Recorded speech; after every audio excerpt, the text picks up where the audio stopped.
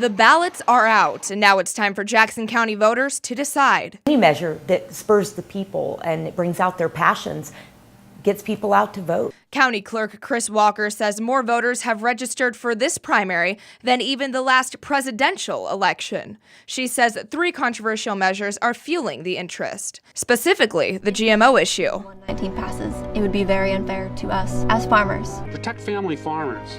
Vote yes on 15119.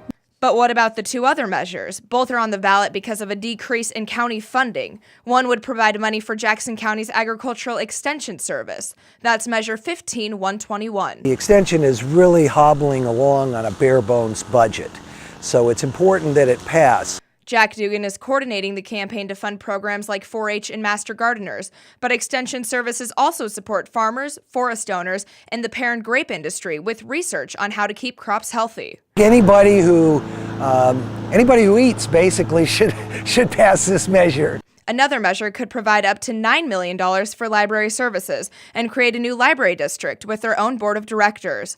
That's Measure 15122. Without it, supporters say doors could close like back in 2007. There's just been a lot of drama. It's every year. We don't know if we're going to get funded. We don't know how much funding we're going to get.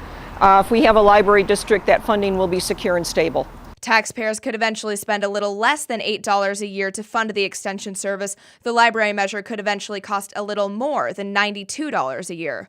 One voter says the measures sound good, but there's a downside. Not in favor of taxes. I don't think anybody is. And despite efforts by people like Dugan and Swift, some voters say they simply can't afford higher taxes. I don't think that at this point, with how the economy is, that it'd be a good idea to bring on new taxes onto the taxpayers. In Medford, Cassie Nelson, NBC5 News.